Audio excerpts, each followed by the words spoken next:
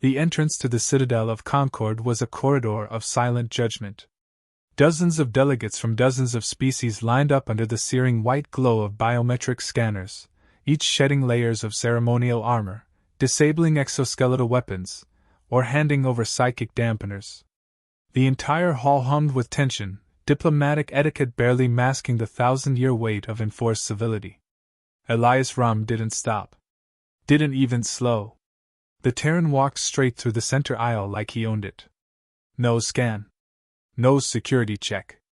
Not a single bot moved to intercept him. Human! Someone hissed in a tone meant to be quiet but failed. Ram didn't react. He wasn't wearing armor. No helmet. No visible weapon. Just a matte black diplomatic coat and that look on his face, stone carved from war, with the hint of a smirk etched in for flavor. His boots echoed louder than the alarms that never went off. Up in the chambers above, the council had already gathered.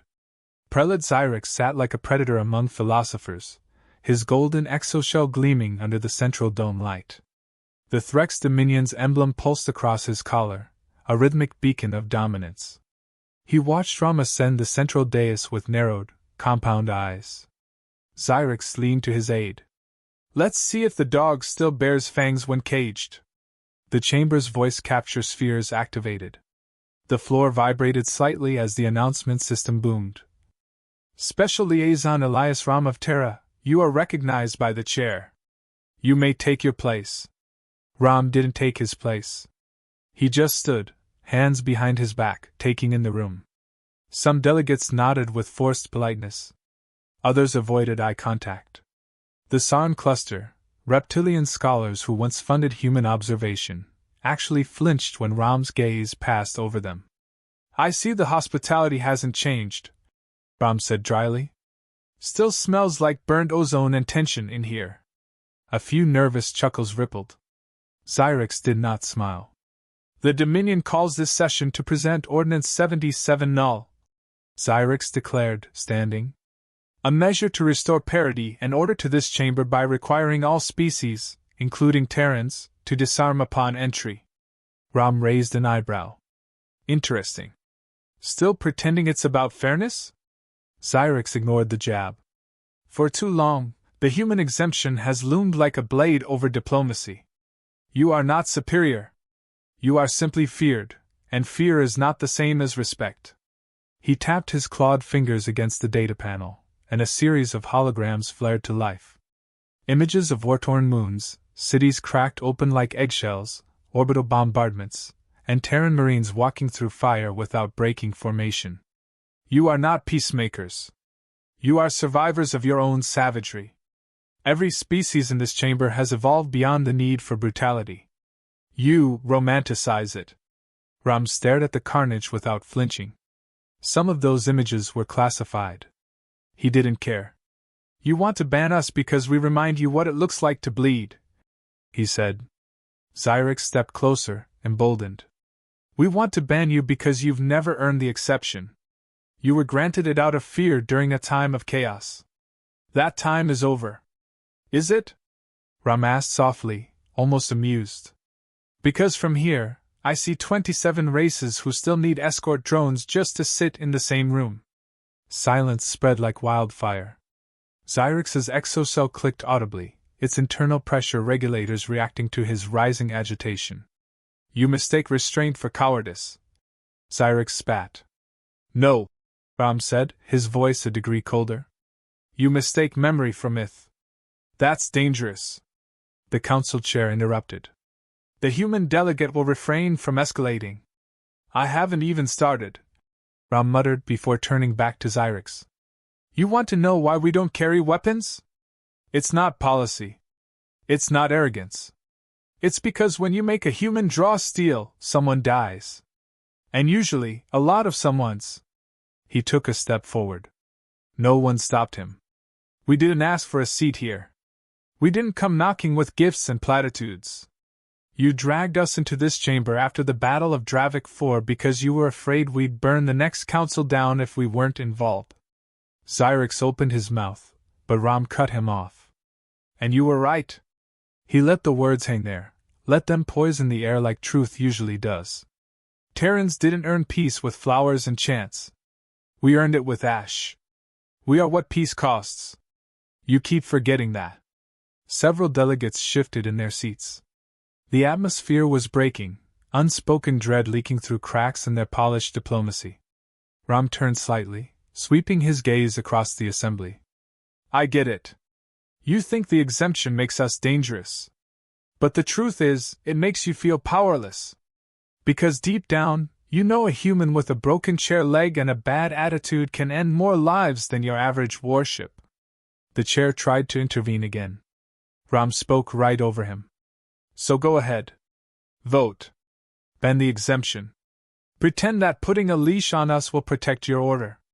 But remember, we don't need weapons to be lethal. You gave us this rule not to keep us safe. You gave it to keep you safe from what happens when you forget what we are. He turned back to Xyrix, just for a moment. And if you really think that's unfair, maybe ask yourself why it was ever needed. Ram finally walked toward his seat. He didn't sit. The chamber remained silent, haunted by memory. The council had heard speeches before. But this wasn't a speech. It was a reminder. And everyone knew it. Xyrix folded his arms behind his back, exoshell gleaming like a monument to certainty. Colorful threats, Commander Ram. But dramatics are not diplomacy. Ram tilted his head. Neither are assassination attempts, but we're all pretending to be civil here. A ripple of discomfort passed through the council. The chair spoke, measured and neutral. Commander Ram, the chamber acknowledges your historical perspective. But perhaps it's time to provide clarity, not intimidation. Ram sighed and stepped forward again, hands clasped behind him. You want clarity? Fine. Let me explain why the galaxy keeps this rule, even after centuries of peace. He tapped his wrist, and a projection flared into view. The image was grainy, old, filmed from a soldier's point of view, trembling, close quarters, unfiltered. The timestamp in the corner read Varnak, 5, Day 3, 4702 GC. A young human, bleeding from the scalp, used a length of torn piping as a makeshift spear. He lunged at something off-screen. The audio screeched with static and screaming. Explosions rattled the feed. This, Ram said flatly, is Corporal Lanning. His squad was stranded after a dropship crash. No ammunition. No food. No medkits. The Varnak hostiles had numbers. Heavy plasma weapons. Air superiority. Ram zoomed in on the man's eyes. Determination, exhaustion, something primal burning underneath. They held the ravine for 6 days. With sharpened rebar. Broken helmets. Teeth. He paused. You don't need to understand human biology. You need to understand this. Lanning didn't fight because he thought he'd win. He fought because retreat was never an option. That's how we're wired. When cornered, we don't fold. We evolve. Xyrix's mandibles flexed. Are you trying to horrify us? No, Ram said. I'm trying to answer your question. You wanted to know why we don't carry weapons into the council. Because they're redundant. He switched the projection. Another image. A war tribunal log, the aftermath of the Zalther incident. Wreckage strewn across a red-stained landing site. Craters. Crushed hulls. Aerial footage panned over terrain scarred into scorched glass. You remember the day your Dominion broke the Zalther Pact? Ram said quietly. You sent 3 divisions. We sent 1 ghost fleet. No broadcasts. No warnings. The message was in the silence. You lost 7 colonies in 3 hours. Gasps from the newer delegates. The rule wasn't made because you trusted us. It was made because you saw what we do when you push us into a corner. No one made humanity dominant. You all chose this arrangement after that day. Don't pretend it was mercy. Xyrix shook his head. You glorify barbarism. No, Ram countered. I remember it. You're the one trying to rewrite history. He closed the projection. This chamber pretends order is natural. But that's a lie. Peace is artificial. And humans, we're the reason the artificial holds. The chamber fell quiet again. A delegate from the Lirith Commonwealth, feathered and elegant, finally spoke. Then are we to believe humans police the galaxy by fear alone? Rum smiled without warmth. No. You govern yourselves. We're just the deterrent you don't like looking at. Xyrix stepped forward. We are not your clients. We do not need Terran guardianship. This rule breeds imbalance. It breeds restraint. Ram snapped. It reminds every species in this room that war isn't abstract. It's bones and blood and burned futures. And we've survived more of it than any of you. That's not pride. That's trauma. But it matters. He looked around again. Your species evolved in stability. We evolved in extinction events. We didn't get the luxury of natural peace. We had to build it. And we did it with grit, not prayer. A silence followed. One of the minor delegates, a small, beetle-like envoy from Jaxer, clicked nervously. And yet you say you want peace. Ram nodded once. We do. But not at the cost of pretending we've become something we're not. Xyrix growled. Then admit it, humans are dangerous. Ram took a breath. We are. But we're not unstable. There's a difference. You're not scared of what we'll do without rules. You're scared because we've obeyed them, and we're still the most dangerous species here. He let that settle. You think banning us from walking in unarmed will reduce the threat? It won't. It'll increase it. Because the only reason we haven't reminded the galaxy how fast we can burn it down is because we'd rather not. But if you push us... He didn't finish the sentence. He didn't have to. Xyrix pressed forward. You're bluffing. Ram gave him a look so cold it stopped the air. Try me. That hung there, heavy as gravity. Then Ram straightened and addressed the full chamber. The ordinance won't make you safer. It'll make you forget why the rule existed. You'll convince yourselves humans were never a threat to begin with. And when something worse comes, something none of you are ready for, you'll wish we still walked in with nothing but fists and restraint. The chair cleared his throat. We will reconvene for deliberation before the vote. Xyrix sneered. Let the council decide if the Terran myth deserves to remain law. Ram turned slowly toward him, eyes like storm clouds behind a still face. It's not a myth. It's a warning. He walked back to the center of the room, arms at his sides, utterly calm. And for the first time in 2 generations, the Galactic Council didn't feel like a safe place to speak. Xyrix rose from his bench with slow, deliberate precision, his towering exoshell hissing with hydraulic malice. The Threx Chancellor's voice sharpened to a blade. You speak as if restraint is your virtue, Terran. But what I see is an animal afraid of its own reflection. You claim to protect order, yet all I hear are the echoes of old battles you still sleep beside. Ram didn't blink. I sleep just fine. Xyrix stepped down from his platform, circling the chamber floor like a trial inquisitor. You want us to fear you. But fear is a flame, bright at first, but it fades. Eventually, fire becomes just smoke. You are smoke now, Ram. Old terror. Dying relevance. Ram's eyes tracked him, cool and unreadable. You keep hoping we're past our prime. That says more about your fear than it does about our age.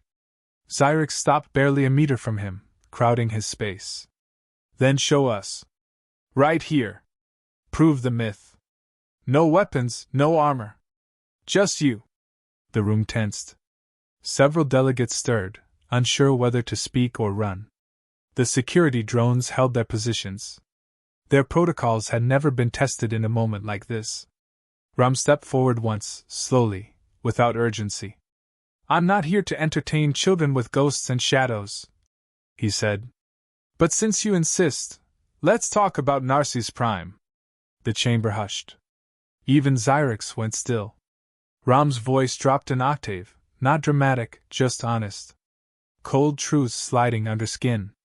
The Dominion declared war on Narcis after a disputed mining claim. Standard procedure, right? But then your officers gassed the civilian dome before the talks ended. Do you remember what happened after that, Xyrix? Xyrix's mandibles twitched. I do, Rom said. Because I was there. He tapped his wrist, and a short video played above them, blurred footage from a high-altitude drone, showing human drop pods descending through storm clouds. Silent, no audio feed. No warning. Just hundreds of metal coffins slamming into the ice. The footage froze on a still image, 2 Terran operatives exiting their pod, both covered in frost and blood, carrying no rifles. One of them held a fusion torch. The other had a serrated mining drill. Rom continued. 88 humans entered the Dominion garrison. 78 walked out. The Threx had 500. They didn't walk. Xyrix bared his fangs. You ambushed a diplomatic post. You murdered civilians. We responded. They were enemy territory. They were children. Rom snapped, and for the first time, his voice cracked with something real. Not rage. Not pride. Just memory. The air froze between them. Xyrix looked away, then looked back. You still think this proves your value? No, Rom said. It proves we don't bluff. He stepped even closer, standing directly before Xyrix. The chamber held its collective breath. I don't carry a gun into these chambers, Rom said, because I don't need one to end a war. That's not bravado. That's arithmetic. Xyrix hissed. You're nothing but a soldier. A blunt tool. Maybe, Rom said quietly. But I'm the one they send when words fail. You might want to ask yourself what it means that I'm here first. The implication wasn't subtle. Xyrix drew up his height again, exoshell casting a shadow over Rom. Then what are you threatening? An invasion? A slaughter? Rom didn't flinch. I'm not threatening anything. I'm reminding you why your predecessors signed the rule in the first place. They didn't do it because they liked us. They did it because they saw what happened when we stopped asking nicely. He turned away from Xyrix and spoke to the council. You think this exemption is about privilege? It isn't. It's a warning label. A safety seal. Break it, and don't act surprised when something lethal spills out. The Lyrith delegate stood slowly, feathers fluffed in unease. Commander, if your presence is a deterrent, why escalate this further? Because Xyrix wants a reaction, Rom said. He wants me to crack. He thinks if he rattles the bars hard enough, he'll prove we're too dangerous to trust. And are you? The delegate asked. Rom looked up at the dome, the old metal bones of the citadel above them, built by hands long dead, standing only because no one dared to test the foundation. I'm dangerous, yes, Rom answered. But I'm not reckless. That's the difference. He turned back to Xyrix one last time. You came here hoping I'd lose control. But you don't understand what control costs. You don't know how many things I've had to bury to stand here calm, speaking your language instead of reverting to something primal. Xyrix's sneer faltered. Rom whispered, just loud enough for him alone to hear. You'll never scare a man who's already made peace with the worst version of himself. He walked away. No flourish. No threat. Just silence in his wake. Xyrix stood frozen, rage simmering but directionless. The chair's voice finally broke the tension. The final vote will commence at the next session. Rom returned to the center of the room, arms loose at his sides, face neutral again. And without touching a single soul, he had reminded every living being in that chamber why humans never needed weapons. They had simply chosen not to use them yet. The final session began in a silence too deliberate to be natural. No side chatter. No diplomatic rustlings. Just the still hum of the Citadel's life support, and the quiet mechanical tick of the vote counter waiting to be triggered. Elias Rom stood at the center of the chamber, motionless. Xyrix, sitting tall in his ornate Dominion platform, no longer wore the look of a predator. His posture was rigid, formal, but the defiance had thinned. The room knew it. So did he. The chair of the council finally spoke. We are now entering deliberation for Ordinance 77 null. Each recognized delegate will cast their vote on whether the Terran exemption shall be revoked. The hollow tally activated with a soft chime. The moment stretched. Then, one by one, the lights began to appear, red for denial, green for approval. The first few lights flickered green. The Elan clade, ever cautious. The Theri, known for fearing unpredictability. A few more followed. 6 green. Then a red. Another red. More reds followed, faster now. The chamber shifted. Delegates glanced at one another. No one spoke. Xyrix stared straight ahead, his breathing shallow behind his exoshell. His aides whispered urgently, but he didn't respond. Then the number turned. 31 votes cast, 19 red, 12 green. Majority reached. Motion fails, the chair announced. The exemption remains. The verdict landed like a dropped blade. Clean. Final. Irrefutable. No applause. No outrage. Just stillness, stretched like wire between every breathing delegate. Ram didn't move. He didn't need to. Xyrix stood abruptly, his voice flat and formal. This council has chosen fear over reform. No, Ram said, the first to speak after the ruling. They chose memory over fantasy. You thought fear was something that could be legislated out. It's not. It's earned. And it's kept. Xyrix turned to face him, but the fire had gone. You cling to an identity soaked in blood. Sooner or later that burns out. Ram stepped toward him, slowly but with no threat in his movements. Just presence. You say we cling to it. You're wrong. We carry it. Because someone has to. You get to theorize about peace. We build it. On wreckage. On history. On things we'd rather forget, but can't. He looked past Xyrix now, addressing the room. You can call us primitive. Violent. But every time this council reached the edge of collapse, it was a Terran fleet that held the line. Not because we wanted to, but because we could. He tapped his wrist, and a live feed appeared above them, a human fleet in low orbit over the ice world of Delos 4. The ships drifted silently, dozens of them, formation perfect. A silent ballet of kinetic dominance. Those aren't warships, Ram said. They're peacekeepers. You don't see them until it's too late. And you don't question why they exist until someone like Xyrix pushes too hard. Xyrix spoke through gritted mandibles. And what happens the day you turn those ships on us? Ram looked him in the eye. Then it'll be because you gave us no choice. He deactivated the feed. I hope that day never comes. The council didn't speak. They didn't need to. A small voice, from the youngest delegate, barely more than a student assigned to represent a minor trade union of aquatic worlds, rose from the back. Is it true your people trained by dropping nukes on your own moon? Ram blinked, then chuckled softly. Which time? The tension cracked. Not with laughter, but with realization. There was nothing more to say. The chair made the closing declaration. This session is concluded. The council acknowledges the continued Terran exemption. Ram turned and walked toward the exit, his stride unhurried. No one stopped him. No one challenged him. Delegates made room before him instinctively. Just before reaching the grand arch of the chamber, he paused. Didn't look back. You don't have to thank us, he said. But you should understand, peace isn't the absence of violence. It's the presence of those willing to endure it so others don't have to. He stepped through the threshold, boots echoing one last time. Behind him, the chamber remained still.